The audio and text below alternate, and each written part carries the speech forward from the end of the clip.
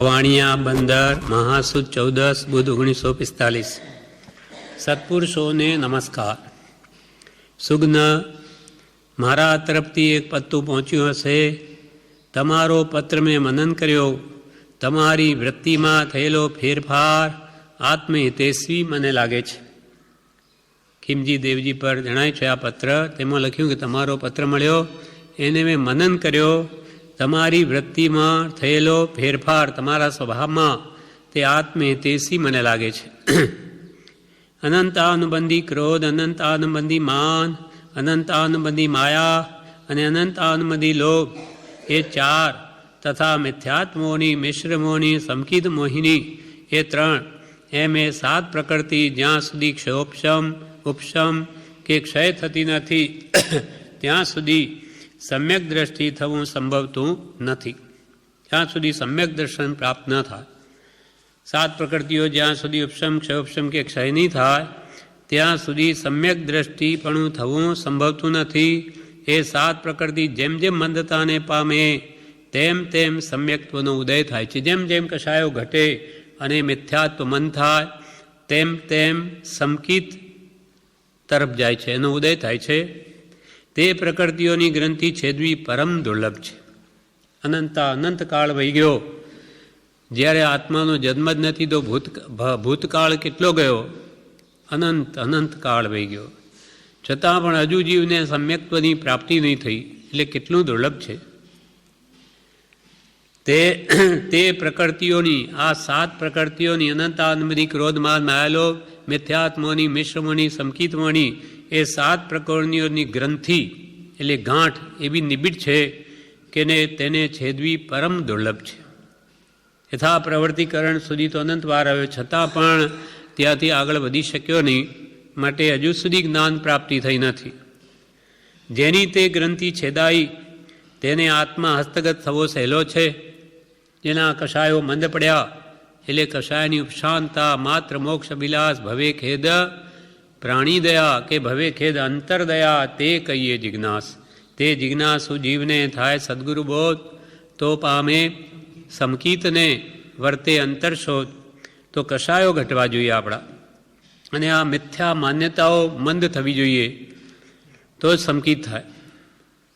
સંપૂર્ણ મિથ્યા માન્યતાઓ નાશ પામે તો ક્ષાયક સમકિત થાય। જેમ મંદતાને પામે 7 પ્રકૃતિઓ તેમ આત્મા હસ્તગત થવો સુલભ છે।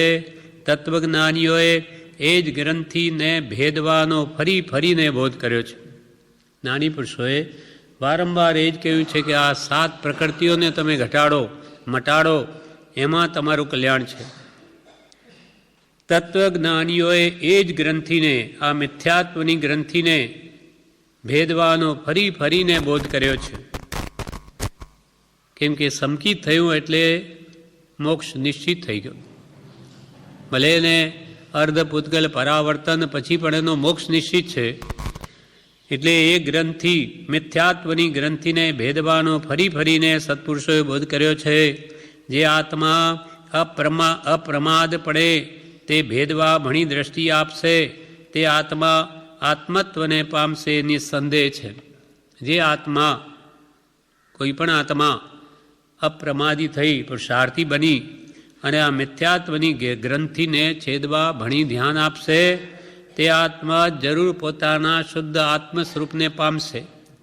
તે આત્મા આત્મત્વને પામશે, એ નિસંદેહ છે, એમાં કોઈ શંકાને સ્થાન નથી। આટલું આપણે કાલે વાંચ્યું। હવે આગળ કહે છે, એ વસ્તુથી આત્મા અનંત કાળથી ભરપૂર રહ્યો છે। એ વસ્તુ એટલે કઈ વસ્તુથી? મિથ્યાત્વની ગ્રંથિથી। નીચે ફૂટનોટમાં લખ્યું ગ્રંથિ, મિથ્યાત્વની ગાંઠ તે આપણો આત્મા અનંત કાળથી એનો એ છે, મિથ્યાત્મા છે। એટલે કૃપાલદેવે આત્મસિદ્ધિમાં કહ્યું, આત્મભ્રાંતિ સમ રોગ નહીં। રોગ તો ઘણી જાતના છે। 6 કરોડ 12.5 લાખ રોગના પ્રકાર કયા? એક રોમે રોમે પોણા 2 રોગ, 3.5 કરોડ રોમ, એને પોણા 2થી ગુણીએ તો 6 કરોડને 12.5 લાખ રોગની કેપેસિટી, ક્ષમતાવાળું આ શરીર છે। તેમાં પણ સૌથી મોટો રોગ છે તે આત્મભ્રાંતિ। આત્માની જેને ભાન નથી, ભ્રાંતિ, એને લઈને બધા રોગ છે। જો આત્માની ભ્રાંતિ ટળી જાય તો આ દેહના રોગ પણ સાથે અવશ્ય નાશ પામે. એટલે મોટો રોગ છે તે આત્મભ્રાંતિ સમ રોગ નહીં, ને સદગુરુ તેના જેવા કોઈ બીજા સાચા વૈદ્યની. સદગુરુ વૈદ્ય સુજાણ અને ગુરુ આજ્ઞા સમ પથ્યની. પથ્ય પાલન કરે તો દવા વગર પણ રોગ મટી જાય. એટલે ગુરુ આજ્ઞા સમાન કોઈ પથ્ય નથી. અને ઔષધ શું? વિચાર ધ્યાન, વિચારરૂપ ધ્યાન. સત્પુરુષના વચનોનો વિચાર કરે તો મિથ્યા માન્યતાઓ જરૂર નાશ પામે. મિથ્યા માન્યતાઓ જેમ જેમ ટળે તેમ સંકિતનો ઉદય થાય છે. એટલે એ વસ્તુથી, એટલે મિથ્યાત્વથી આપણો આત્મા અનંત કાળથી ભરપૂર છે. અનાદિકાળથી એ મિથ્યાત્વ વળગેલું છે. એમાં દ્રષ્ટિ હોવાથી, એટલે મિથ્યાત્વમાં જ એની મતિ દ્રષ્ટિ હોવાથી નિજ ગૃહ પર તેની યથાર્થ દ્રષ્ટિ થઈ નથી. નિજ ગૃહ, પોતાનું ઘર ક્યાં છે? આત્મ સ્વરૂપમાં જ એ પોતાનું ઘર છે. પણ એ ભૂલી જઈ, મૂકી દઈ અને આ જે પરને પોતાનું માને છે. એમાં દ્રષ્ટિ હોવાથી, એટલે મિથ્યાત્વવાળી જ મતિ હોવાથી નિજ ગૃહ પર, એટલે પોતાના આત્મા પ્રત્યે તેની યથાર્થ દ્રષ્ટિ થઈ નથી. હજુ સુધી યથાર્થ દ્રષ્ટિ થઈ નથી. ખરી તો પાત્રતા, ખરી તો યોગ્યતા હોય તો એની દ્રષ્ટિ આત્મા ભણી થાય, તો એ અંતર્મુખ થાય. પણ હું એ કષાયાદિક ઉપશમ પામવામાં તમને નિમિત્તભૂત થયો એમ તમે ગણો છો. માટે મને એ જ આનંદ માનવાનું કારણ છે કે નિર્ગ્રંથ શાસનની કૃપા પ્રસાદીનો લાભ લેવાનો સુંદર વખત મને મળશે એમ સંભવે છે. નાની દ્રષ્ટ તે ખરું. કૃપાલદેવ લખે છે કે હું તમને તમારા કશાય ભાવોને ઉપશમાવવામાં નિમિત્તરૂપ થયો એમ તમે ગણો છો. માટે મને એ જ આનંદ માનવાનું કારણ છે કે નિર્ગ્રંથ શાસનની કૃપા પ્રસાદીનો લાભ લેવાનો સુંદર વખત મને મળશે. કૃપાલ કે તમને હું નિમિત્તભૂત થયો તો નિર્ગ્રંથ શાસન, એટલે ભગવાનનું શાસન પ્રવર્તે એની કૃપાથી હું બીજાને પણ લાભ આપી શકીશ. નિર્ગ્રંથ શાસનની કૃપા પ્રસાદીનો લાભ લેવાનો સુંદર વખત મને મળશે. જીન શાસનની પ્રભાવના કરવાનો વખત મને મળશે એમ સંભવે છે. જ્ઞાની દ્રષ્ટ તે ખરું. એમની ભાવના તો એ ફળીભૂત થઈ. આજે ભગવાન મહાવીરનું શાસન કૃપાળુદેવથી મૂળ શાસન પ્રગટમાં આવ્યું છે. એટલે કૃપાલ કે એવો સુંદર વખત મને મળશે નાની જીન શાસનની પ્રભાવનાનો. પણ નાની દ્રષ્ટ તે ખરું. નાનીને દેખાયું તે ખરું. તે આપણને દેખાય છે કે ભગવાન મહાવીરનો મૂળ માર્ગ પરમ કૃપાળુ દેવથી આપણા હાથમાં આવ્યો. હવે આગળના પેરેગ્રાફમાં કૃપાલદેવ એમ કહે છે, જગતમાં સત પરમાત્માની ભક્તિ, સદગુરુ, સત્સંગ, સત્શાસ્ત્રાધ્યયન, સમ્યક દ્રષ્ટિપણું અને સતયોગ એ કોઈ કાળે પ્રાપ્ત થયા નથી. જગતમાં સત પરમાત્માની ભક્તિ, બધા જગતમાં પરમાત્માની ભક્તિ જ કરીએ છીએ એમ જ માને, પણ સત પરમાત્મા, સત એટલે જેને આત્મા પરિપૂર્ણ પ્રગટ છે એવા પરમાત્મા. પરમ એટલે ઉત્કૃષ્ટ આત્મા, જેનો આત્મા સંપૂર્ણ શુદ્ધ સ્વભાવને પામેલો છે તે પરમાત્મા. આપણે બધા આત્મા છીએ, જ્યારે કેવળ નાનીઓ પરમ આત્મા છે. પરમ એટલે ઉત્કૃષ્ટ, પરમાત્મા પરમ એટલે ઉત્કૃષ્ટ, જેને પોતાનું સંપૂર્ણ શુદ્ધ સહજ આત્મ સ્વરૂપ પ્રગટ છે તે પરમાત્મા પદને પામેલા પુરુષો છે. મિથ્યાત્વની ગ્રંથિ ગઈ તે પણ પરમાત્માની કોટીમાં આવે છે. સમ્યક દ્રષ્ટિ જીન, દેશ વિરતિ જીન, સર્વવીરતિ જીન અને સંજોલન કસાય પણ જેને કહ્યા એ જીનેશ્વર. એટલે જગતમાં સત પરમાત્માની ભક્તિ, સાચું જેને પરમાત્મા સ્વરૂપ પ્રાપ્ત થયું છે એવા વિતરાગ પરમાત્માની ભક્તિ અને તેના માર્ગને અનુસરનારા, જીનના કથનાનુસાર માર્ગ પ્રરૂપનારા અને પોતે પણ તે રીતે વર્તનારા એવા સદ્ગુરુ અને સત્સંગ. સત એટલે જેથી આત્મા પ્રગટ થાય, આપણો આત્મા પણ પ્રગટ થાય, મિથ્યાત્વનો નાશ થાય એવો સાચો સત્સંગ અને સત્શાસ્ત્રાધ્યયન. સત એટલે આત્મા. જે શાસ્ત્રના અધ્યયન કે અભ્યાસ વડે આપણો આત્મા પણ પ્રકાશમાન થાય, અનાદિ અજ્ઞાનને મૂકી દઈ જ્ઞાનવાન થાય, એ સમ્યક દ્રષ્ટિપણું છે. અને સતયોગ, આવા સત્પુરુષના ચરણનો યોગ એ કોઈ કાળે પ્રાપ્ત થયા નથી. જોકે મોટે ભાગે એમ જ છે, પણ કોઈક અપવાદ રૂપે ભગવાન તીર્થંકરોની સભામાં આપણો આત્મા જઈ આવ્યો, પણ આ ભગવાન છે, આ પરમાત્મા છે, એનું કહેલું મારે માનવું જોઈએ તો જ મારું કલ્યાણ થાય એવો ભાવ ઉત્પન્ન જ ન થયો. જેમ કે અહીંયા ઘણા આવે, બીજા પણ જોવા આવે, સારું છે, શાંતિ છે એમ કહીને ચાલ્યા જાય. પણ કૃપાળુદેવ સદ્ગુરુ છે, એના કહ્યા પ્રમાણે આપણા આત્માને નિર્મળ કરવો જોઈએ એ તો કોઈ વિરળા નહીં થાય. એમ આપણે પણ તીર્થંકરોની સભામાં જઈ આવે, એમનું સમાસરણ જોયું, ઇન્દ્ર રચિત, ખૂબ પ્રશંસા કરી કે ઓહો શું અદ્ભુત રચના છે, પણ તેટલા પૂરતું જ. પણ મારે મારા રાગદ્વેષ ઘટાડવા જોઈએ એ પુરુષના કથનાનુસાર એ વાત અંતરમાં ઉતરી જ નહીં, એટલે એ મળ્યા ન મળ્યા બરાબર છે. એટલે કૃપાલુ અહીંયા કહે કે અનાદિકાલના પરિભ્રમણમાં જગતમાં સત પરમાત્માની ભક્તિ, સાચી ભક્તિ, નિષ્કામ ભક્તિ, આત્માર્થે માત્ર એવી ભક્તિ કે સદ્ગુરુ, સત્સંગ, સત્શાસ્ત્રાધ્યયન, સમ્યક દ્રષ્ટિપણું અને સતયોગ એ કોઈ કાળે પ્રાપ્ત થયા નથી. અને થયા હોત તો આવી દશા હોત નહીં. કોઈ કંઈક આ થયેલું છે, આપણને તો સત્પુરનો યોગ ભાઈ અનંતવાર થયેલો, પણ શું કામનો? તે એના કયા પ્રમાણે કર્યું હતું, આજે તારી સ્થિતિ આ સંસારમાં હોત નહીં. તું બેઠો છે એ સિદ્ધ કરે છે કે તે જ્ઞાની પુરુષનો યોગ થયા છતાં એની આજ્ઞા ઉપાસી નથી. સતયોગ આવા કોઈ કાળે પ્રાપ્ત થયા નથી. થયા હોત તો આવી દશા હોત નહીં.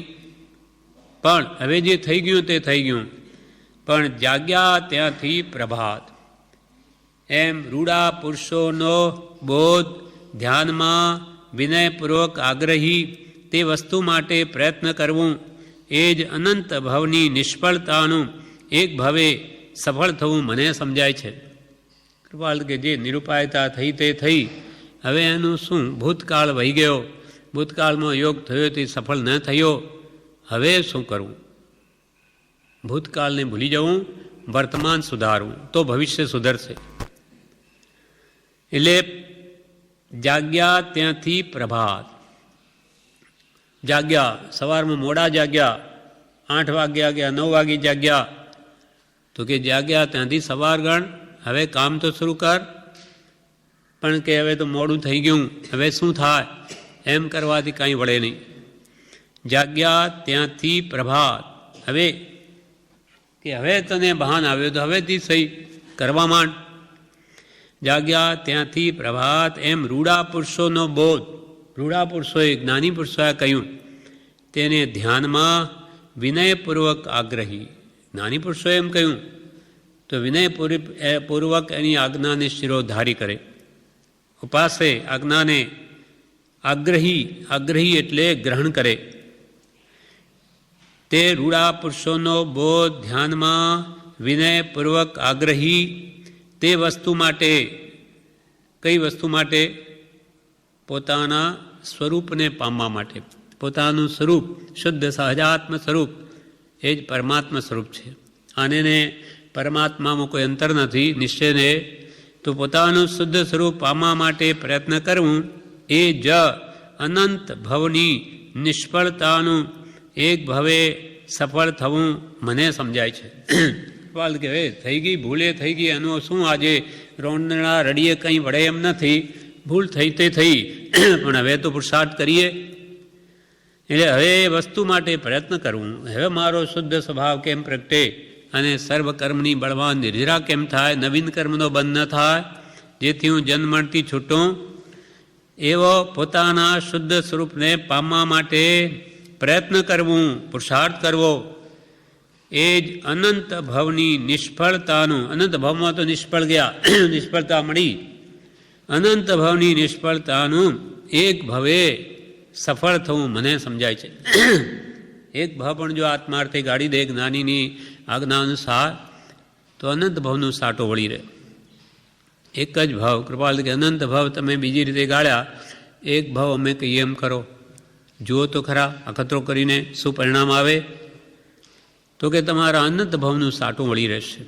અનંત ભાવમાં અનંત દુઃખ પામ્યા, હવે તમે ભવિષ્યમાં સર્વકાળને માટે અનંત સુખ પામશો, બધું સાટું વળી જશે. પણ એક ભાવ અમે કહીએ એમ કરો તો, નહીં તો રાગદ્વેષ કદી જશે નહીં અને ફરી સંસાર જ ઊભો છે. એમ તો અનંત ભાવનું નિષ્ફળતાનું એક ભવે સફળ થવું મને સમજાય છે. હવે નવીન પેરેગ્રાફમાં કૃપાલ કહે છે, સદગુરુના ઉપદેશ વિના અને જીવની સતપાત્રતા વિના એમ થવું અટક્યું છે. તેની પ્રાપ્તિ કરીને સંસાર તાપથી તપતા માન આત્માને શીતળ કરવો એ જ કૃતકૃત્યતા છે. સદગુરુના ઉપદેશ વિના સમજાય ન જીનરૂપ, સમજાવણ ઉપકાર સો સમજે જીન સ્વરૂપ. અહીંયા બે કારણ કૃપાલદેવે કહ્યા. અનાદિકાલથી રખડપટ્ટી ચાલતી આવે એનું શું કારણ? તો કે સત્પુરુષના ઉપદેશ વિના, એને જ્ઞાની પુરુષ મળ્યાથી સુણ્યું નથી, સદ્યું નથી, એ મળીએ સુણીએ છૂટવાની વાર્તાનો આત્માથી ભણકાર થશે. એ બે કારણ કયા. સદગુરુના ઉપદેશ વિના, સત્પુરુષનો ઉપદેશ એને ભાવ ભક્તિપૂર્વક સાંભળ્યો નથી, શ્રદ્ધાપૂર્વક. અને સત્પુરુષ મળ્યા તો પોતાની યોગ્યતા નહીં, સતમાર્ગ આરાધવાની જિજ્ઞાસા નહીં, અથવા વિષય કસાની મંદતા નહીં, મંદ વિષયને સરળતા, સહ આજ્ઞા, સુવિચાર, કરુણા, કોમળતા આદિગુણ પ્રથમ ભૂમિકા ધાર, આવી ભૂમિકા જ નહીં થઈ. વિષયો જ મન નહીં પડ્યા, એટલે વૃત્તિ વિષયોમાં જ લુબ્ધ રહી, સત્પુરુષ પ્રત્યે નહીં થઈ. એટલે સદગુરુના ઉપદેશ વિના અને જીવની સતપાત્રતા વિના એમ થવું અટક્યું છે.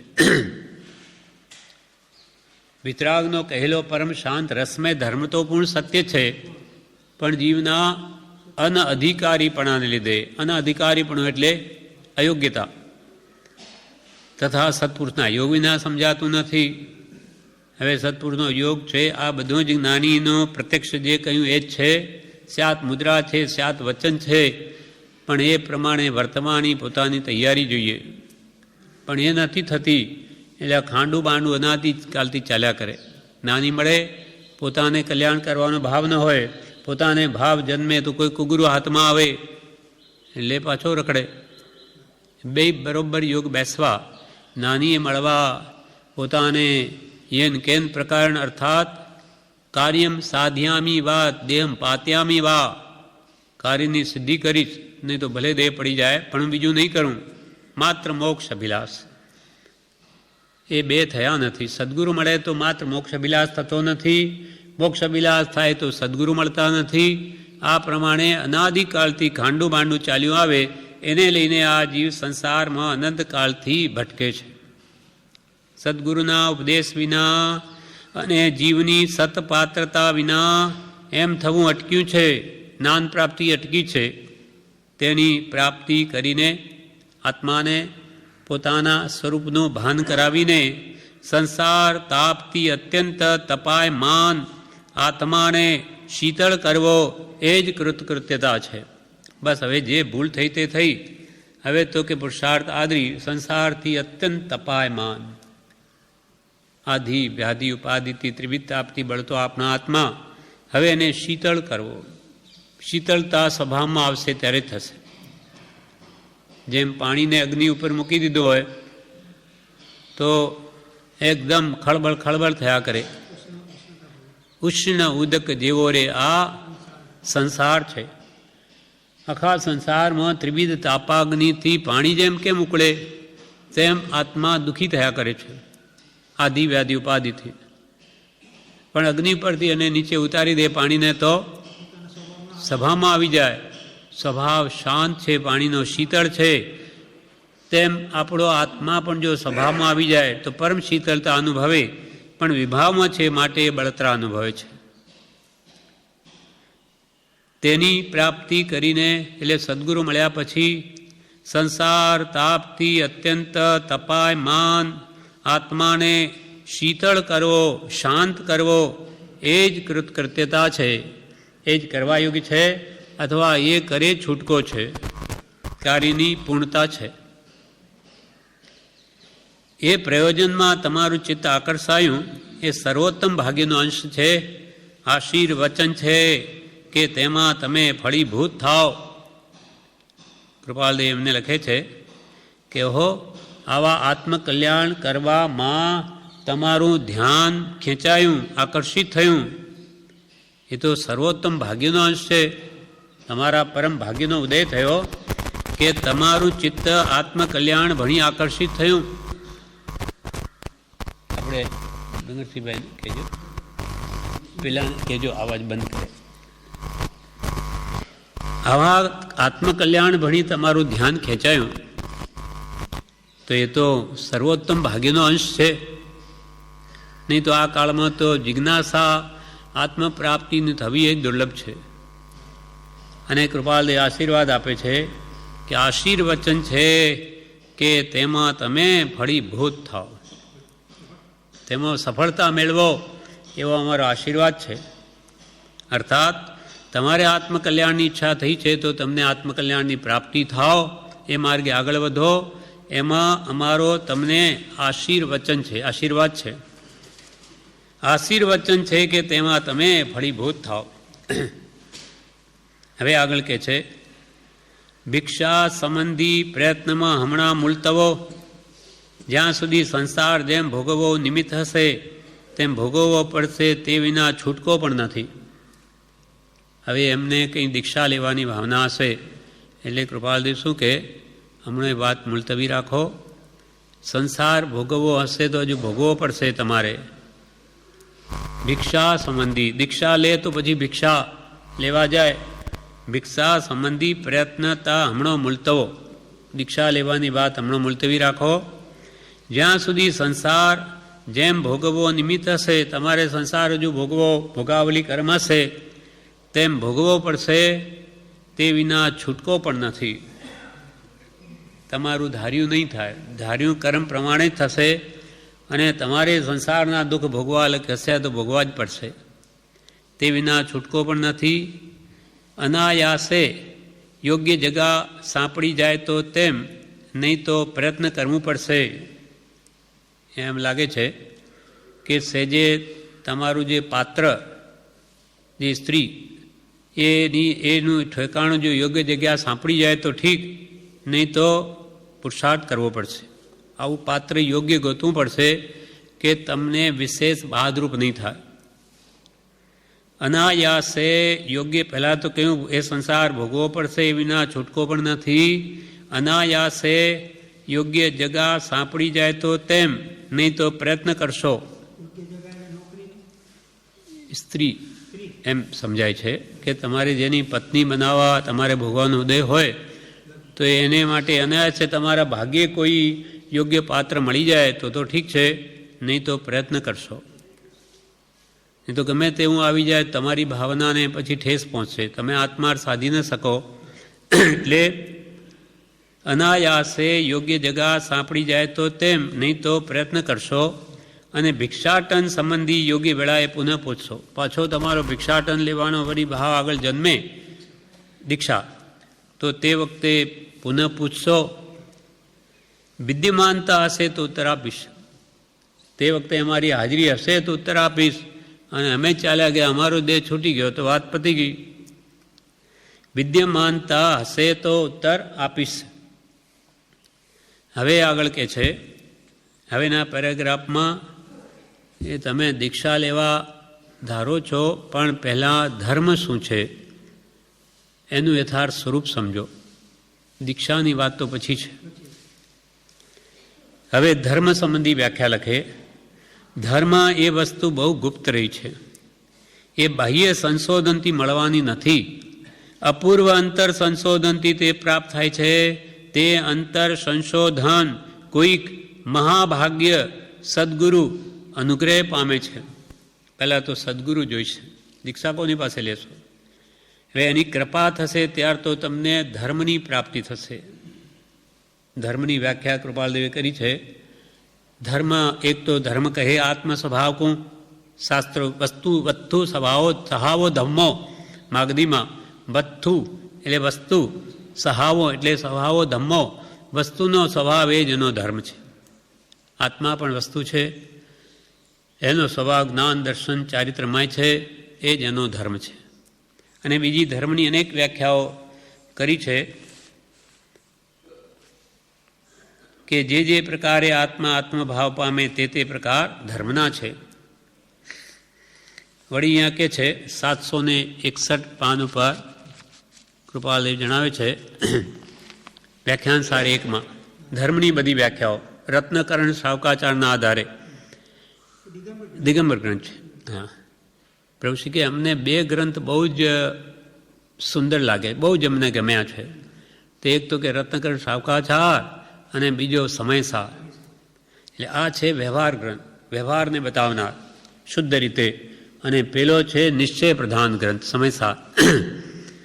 એટલે રત્નકરણ શાવકાચારમાંથી અમુક ભાગ પ્રભુશ્રીને ઘણા પસંદ પડ્યા. તો કે એનો પ્રભુ અનુવાદ થાય તો કેવું સારું થાય ગુજરાતીમાં. બ્રહ્મચારીજી આ વાત ઝીલી લીધી અને તેમાંથી પછી આ સમાધિ સોપાન ગુજરાતી અનુવાદ એમાંથી કરીને આ બહાર પાડ્યું. એમાં આ બધી વ્યાખ્યા છે ધર્મ સંબંધી. ધર્મ સંબંધી શ્રી રત્નકરણ શાવકાચાર આત્માને સ્વભાવમાં ધારે તે ધર્મ, પોતાના આત્માને પોતાના સ્વભાવમાં ધારી રાખે તે જ ધર્મ, અથવા આત્માનો સ્વભાવ તે ધર્મ. આત્માનો સ્વભાવ એ જ એનો ધર્મ છે જ્ઞાન દર્શનમય. અથવા સ્વભાવમાંથી પરભાવમાં ન જવા દે તે ધર્મ, પોતાના આત્મ સ્વભાવમાંથી પરભાવમાં ન જવા દે તે ધર્મ. અથવા દુર્ગતિમાં પડતા આત્માને ધરી રાખનાર તે ધર્મ. અથવા અહિંસા પરમો ધર્મ. અથવા દયા મૂળ ધર્મ. અથવા પરભાવ વડે કરીને આત્માને દુર્ગતિએ જવું પડે તે ન જવા દેતા સ્વભાવમાં ધરી રાખે તે ધર્મ. દુર્ગતિમાં ન જવા દે અને પોતાના સ્વભાવમાં ધરી રાખે તેનું નામ ધર્મ. સમ્યક શ્રદ્ધા જ્ઞાન અને સ્વરૂપાચરણ તે ધર્મ. ત્યાં બંધનો અભાવ છે. એટલે સમ્યક દર્શન જ્ઞાન ચારિત્ર, સમ્યક શ્રદ્ધા, સમ્યક જ્ઞાન અને સ્વરૂપાચરણ એટલે સમ્યક ચારિત્ર તે ધર્મ. ત્યાં બંધનો અભાવ છે. અથવા સમ્યક જ્ઞાન, સમ્યક દર્શન, સમ્યક ચારિત્ર એ રત્નત્રયને શ્રી તીર્થંકર ધર્મ કહે છે. આ કૃપાલદેવ બધી વ્યાખ્યાઓ લખી છે પેલામાંથી. ષડદ્રવ્યનું શ્રદ્ધા, જ્ઞાન અને સ્વરૂપાચરણ તે ધર્મ. તત્વા શ્રદ્ધાનમ સમ્યક દર્શનમ તે ષડદ્રવ્યની શ્રદ્ધા, 6 તત્વોની અને 6 દ્રવ્યોની અને જ્ઞાન અને સ્વરૂપાચરણ તે ધર્મ. પછી જે સંસાર પરિભ્રમણથી છોડાવી ઉત્તમ સુખમાં ધરી રાખે તે ધર્મ. આપણે સંસારના આનંદ દુઃખોમાંથી છોડાવી અને જે પોતાના સ્વસ્વરૂપમાં જ ધરી રાખે તે જ સાચો ધર્મ છે. આ પ્રમાણે ધર્મની વ્યાખ્યા કરી. એટલે કૃપાલ કે ધર્મ એ કઈ વસ્તુ બહુ ગુપ્ત રહી છે, કંઈ સહેલું નથી કે ધર્મ પામી ગયા અમે. ધર્મ એ વસ્તુ બહુ ગુપ્ત રહી છે. તે બાહ્ય સંશોધન બહારથી શોધવાથી કે ધર્મ ન મળે. અપૂર્વ અંતર સંશોધનથી તે પ્રાપ્ત થાય છે. અંતર સંશોધન કેમ કે આત્મ પરિણામની સહજ સ્વરૂપે પરિણતિ થવી તેને શ્રી તીર્થંકર ધર્મ કહે છે. પરિણતિ શુદ્ધ સ્વરૂપે સ્થિતિ થવી, શુદ્ધ સ્વભાવમય પરિણતિ એટલે એવા ભાવ થવા તેને ધર્મ કહ્યો. એટલે આ તો અંતર સંશોધનની વાત છે. અંતરમાંથી આત્માને શુદ્ધ કરે તો ધર્મ પ્રગટે. ધર્મ એ વસ્તુ બહુ ગુપ્ત રહી છે.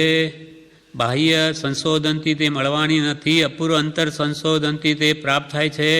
અને તે અંતર સંશોધન કોઈક વિરળા મહાભાગીનો જેને ઉદય થાય તેને સદગુરુ અનુગ્રહ પામે છે. એટલે આત્મ સ્વભાવ અથવા આત્મજ્ઞાન તે તો સત્પુરુષની કૃપા થાય ત્યારે જ પ્રાપ્ત થાય. તે અંતર સંશોધન કોઈક મહાભાગ્ય સદગુરુ અનુગ્રહ પામે છે. એટલે પહેલાં તો સદગુરુને શોધો, એની આજ્ઞા પ્રમાણે વર્તો. અનંતાનુબંધી કષાય, અપ્રત્યાખ્યાના વર્ણીય કષાય, પછી પ્રત્યાખ્યાના વર્ણીય 12 કષાયોને ક્ષય કરો, ત્યારે દીક્ષાની ભૂમિકા આવે છે. પણ તમારા વિચારો સુંદર શ્રેણીમાં આવેલા જોઈ મારા અંતઃકરણે જે લાગણી ઉત્પન્ન કરી છે તે અહીં દર્શાવતા સકારણ અટકી જાઉં છું. પણ તમને આવી આત્મધર્મ પ્રાપ્ત કરવાની જિજ્ઞાસા ઉત્પન્ન થઈ, તેથી તમે દીક્ષા લેવા ઈચ્છો છો. પણ એવી તમારી વિચારધારા, આવા તમારા વિચારો સુંદર શ્રેણીમાં આવેલા જોઈ મારા અંતઃકરણે જે લાગણી ઉત્પન્ન કરી છે, મારા અંતઃકરણમાં, મારા હૃદયમાં તમારા પ્રત્યે લાગણી ઉત્પન્ન થઈ છે. કેમ કે જિજ્ઞાસા એ મોટો ગુણ જાણીએ છે, એ તમને પ્રાપ્ત થયો એટલે તમારા પ્રત્યે અમારા આત્મામાં લાગણી ઉત્પન્ન થઈ છે. પણ તે અહીં દર્શાવતા સકારણ અટકી જાઉં છું. તમારી જે યોગ્યતા છે વિશેષ હું એના વખાણ કરું તો કદાચ તમારે હાનિ પહોંચે, એટલે અટકી જાઉં છું. તે અહીં દર્શાવતા સકારણ અટકી જાઉં છું. ચિરંજીવ દયાળભાઈ પાસે જશો, કંઈ દર્શાવે તો મને જણાવશો. તમે દયાળભાઈ પાસે જશો, એ કંઈ કહે તો તે મને જણાવશો.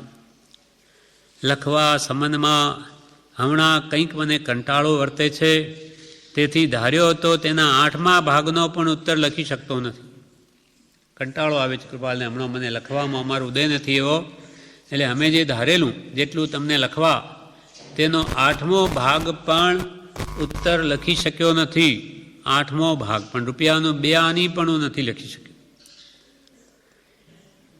લખવા સંબંધમાં હમણાં કંઈક મને કંટાળો વર્તે છે, તેથી ધાર્યો હતો તેના 8મા ભાગનો પણ ઉત્તર લખી શકતો નથી.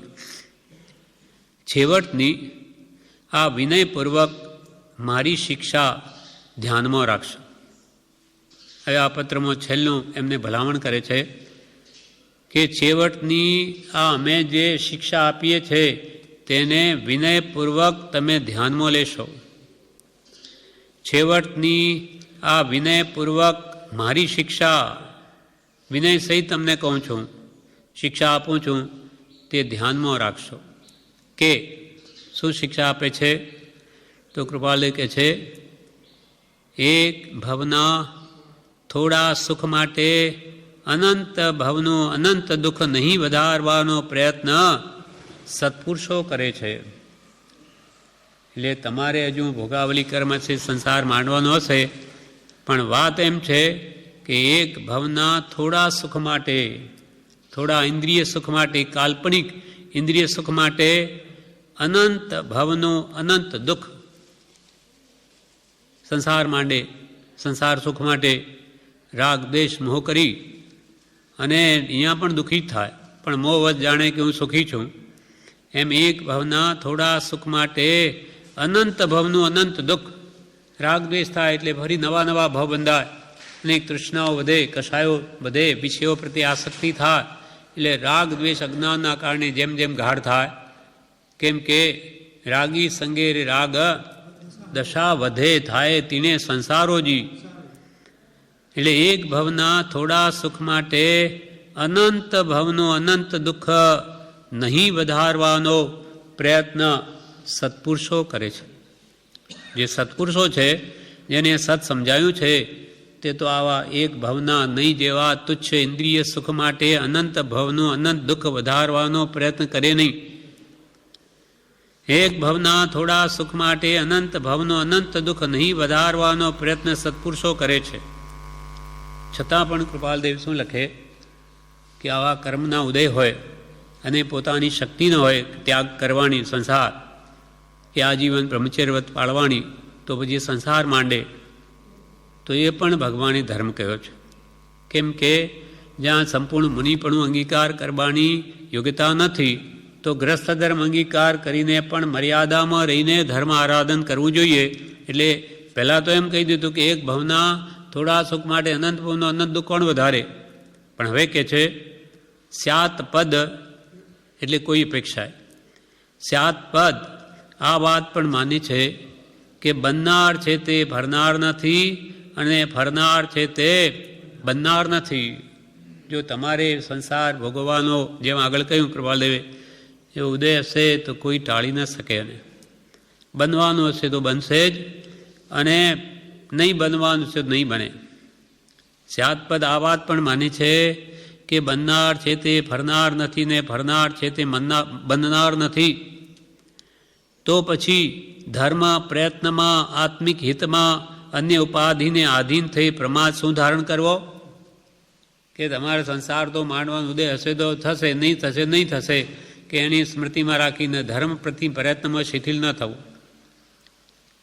તો પછી ધર્મ પ્રયત્નમાં આત્મિક હિતમાં આત્માના કલ્યાણમાં અન્ય ઉપાધિને આધીન થઈ પ્રમાદ શું ધારણ કરવો? અન્ય ઉપાધિને આધીન થઈ. ઉપાધિ તો જગતમાં બધાને હોય, પણ એમાં જ એકદમ લીન થઈ જઈ અને આત્મહિતને ભૂલવું નહીં.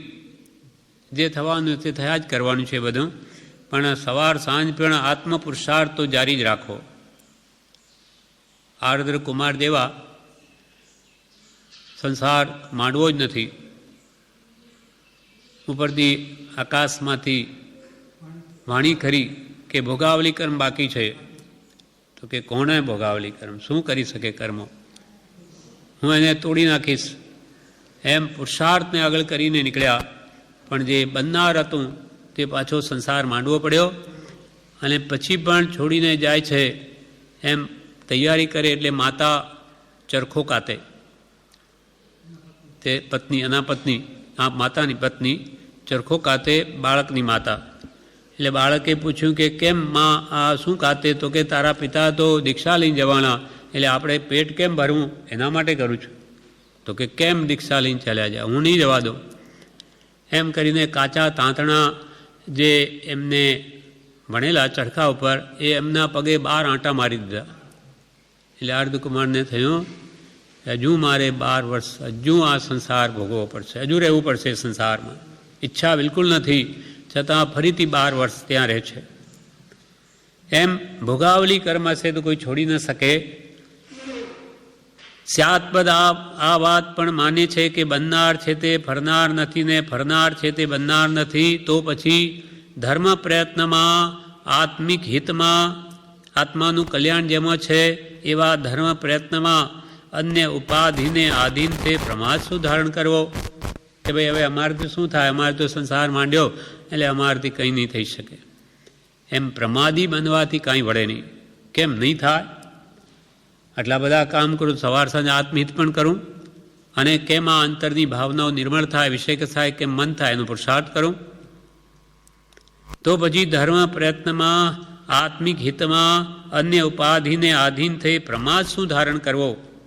આમ છે છતાં દેશ, કાળ, પાત્ર, ભાવ જોવા જોઈએ.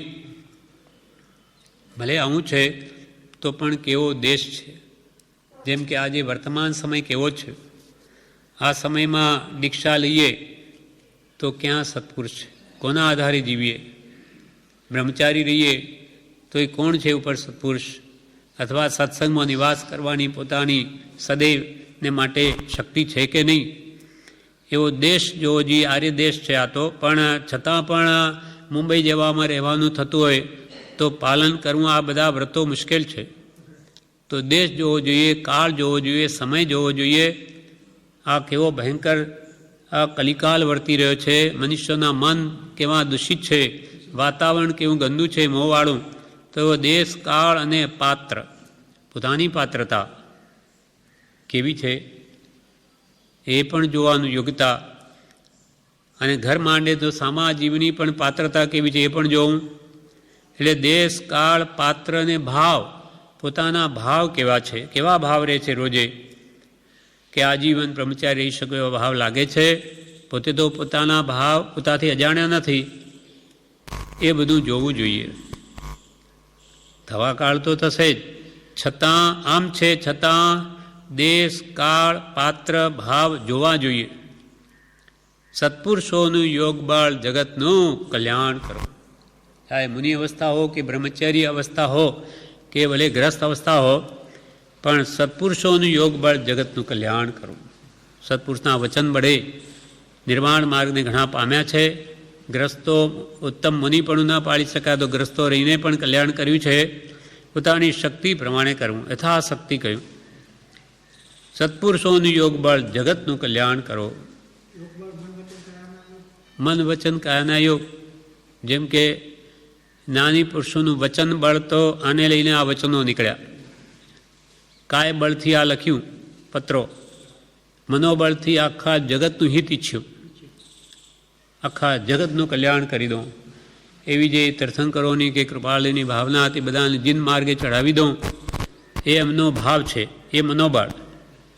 વચન બળથી આ બોલીને અનેક ઉપદેશ આપ્યા અનેકને, અને કાય યોગથી આ બધા શાસ્ત્રો લખ્યા કે વિનય વિવેકપૂર્વક જેનું વર્તન છે એ મન વચન કાયની પ્રત્યેક અદ્ભુત ચેષ્ટા એ સામાન્ય બોધ જ આપનારી હોય છે. એટલે સત્પુરુષોનું યોગ બળ જગતનું કલ્યાણ કરો. જગતનું, આખા જગતનું. જગત જીવો કોઈ પણ જીવ હો જે એમની આજ્ઞા આરાધે તે પામે. ત્યાં કોઈ જાતિ કે વેશનો ભેદ નથી કે કોઈ દેશનો ભેદ નથી કે ભાઈ હિન્દુસ્તાનનો હોય તો પામે, અમેરિકાનો ન પામે, એવું નથી. અથવા કે બ્રાહ્મણ જાતિનો હોય તો પામે કે વણિક જાતિનો પામે, પટેલ વગેરે ન પામે, એવું કંઈ નથી. ક્ષત્રિય હો, ક્ષુદ્ર છતાં પામે. જાતિ કે વેશનો ભેદ નહીં. સ્ત્રી વેદ હો કે પુરુષ વેદ હો કે ગમે તે વેશ હો, પણ જે કયો માર્ગ જો હોય તો સાધે તે મુક્તિ લે. ભગવાને જે પ્રમાણે મુનિ ધર્મ બોધ્યો કે ગ્રસ્ત ધર્મ બોધ્યો કે બ્રહ્મચર્યને અનુસાર ભૂમિકા બોધી, એ અનુસાર જે વર્તશે તે પામશે, ગમે તે જાતિનો હોય. આત્મા ઉપર કંઈ જાતિની છાપ નથી, પણ કે બધા આત્મા પરમાત્મા જેવા છે. જે ભગવાનના કથનના અનુસાર વર્તશે તે સ્વ સ્વરૂપને પામશે. એટલે ખુલ્લી ગાથા જ લખી દીધી કે જાતિ વેશનો ભેદ નહીં, કયો માર્ગ જો હોય. કયો માર્ગ જો હોય, ભગવાને કયો માર્ગ તો એ જ રાખવો પડશે. સાધે તે મુક્તિ લહે, એમાં ભેદ ન કોઈ. સત્પુરુષોનું યોગ બળ જગતનું કલ્યાણ કરો એમ ઈચ્છી વળતી ટપાળે પત્ર લખવા વિનંતી કરી પત્રિકા પૂર્ણ કરું છું. એમ જગતનું કલ્યાણ કરો સત્પુરુષની ઈચ્છા એમ ઈચ્છી અને વળતી ટપાળે તમે પાછો આ પત્રનો જવાબ લખશો. જવાબ એટલે કે દીક્ષા સંબંધી જે તમારા પ્રયત્ન છે, તમે શું વિચાર કર્યો વગેરે, પાછો ટપાળ વળતીથી જવાબ આપશો. એમ ઈચ્છી વળતી ટપાળે પત્ર લખવા વિનંતી કરી પત્રિકા પૂર્ણ કરું છું. લીખી માત્ર રવજી આત્મજ રાયચંદના પ્રણામ, નિરાગ શ્રેણી સમુચ્ચય. લીખી માત્ર રવજી આત્મજ, રવજી એટલે રવજીભાઈ, આત્મજ એટલે પુત્ર, રવજીભાઈના પુત્ર રાયચંદના પ્રણામ. પછી ડેશ કરીને શું લખ્યું? રાયચંદ કેવા છે?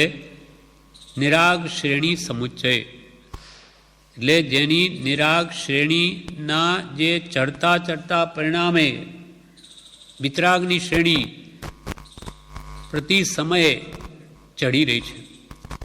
નાનીને પ્રતિ સમયે બળવાન કર્મોની નિદ્રા છે, અને સમય સમયે એ એમની અનંત ગુણ વિશિષ્ટ દશા વધતી જાય છે. એટલે નિરાગ શ્રેણી સમુચ્ચય. સમુચ્ચય એટલે ચડતા ચડતા પરિણામે આ શ્રેણી જે છે, ચડતા ચડતા સમુચ્ચય એટલે આવો સમુચ્ચય એટલે સમૂહનો ભાવ, તે પ્રતિ સમયે વિતરાગતા ભણી જ વહી રહ્યો છે. વિતરાગ શ્રેણી સમુચ્ચયે એટલે વિતરાગ શ્રેણીના ચડતા ચડતા પરિણામે રવજી આત્મજ રાયચંદના પ્રણામ. એમાં પોતાની દશા પણ બતાવી દીધી. આ પ્રમાણે આ પત્રાંક 47 પૂરો થયો. એનું વિવેચન પણ છે, નાનું છે.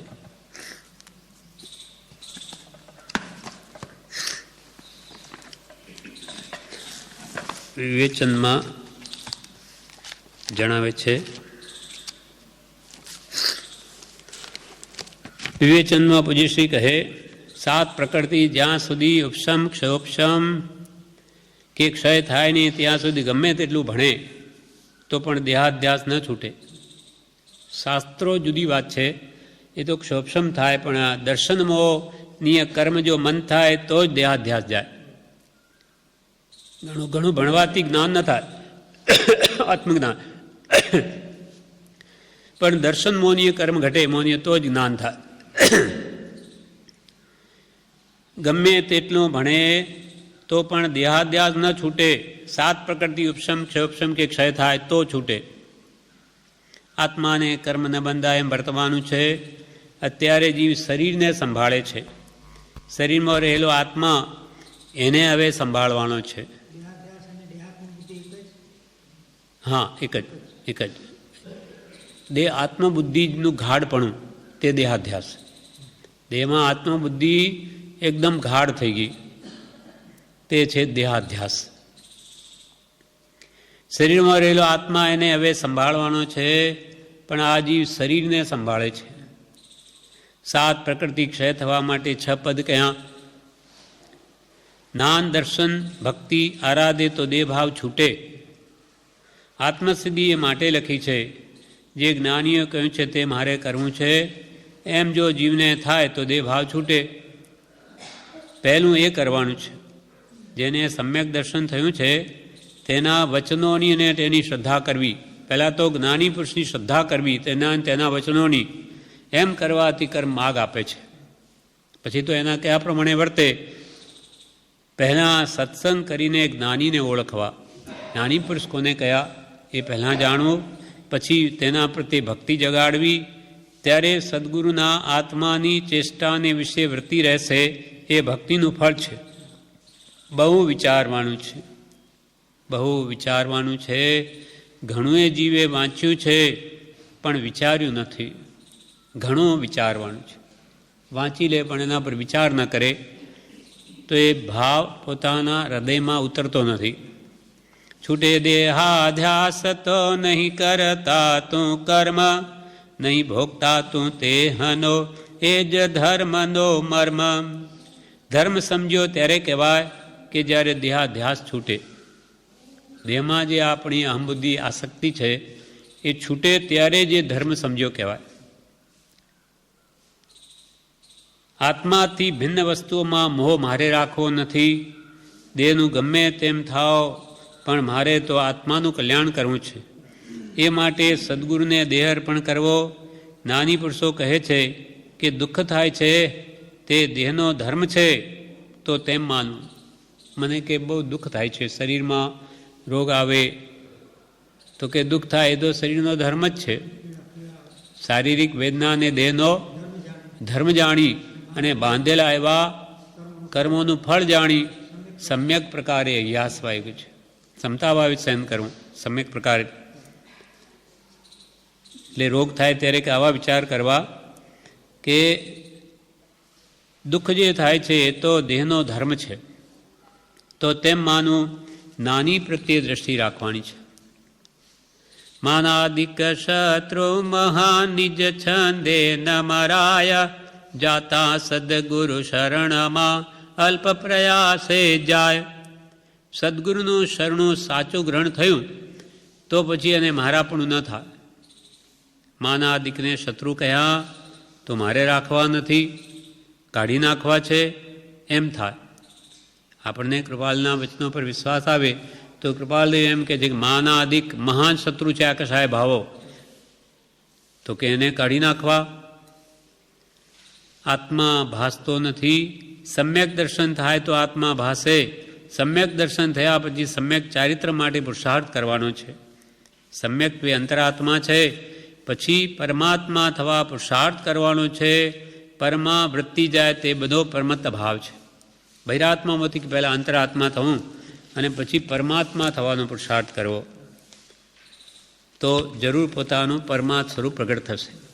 આ પ્રમાણે વિવેચન પૂર્ણ થયું.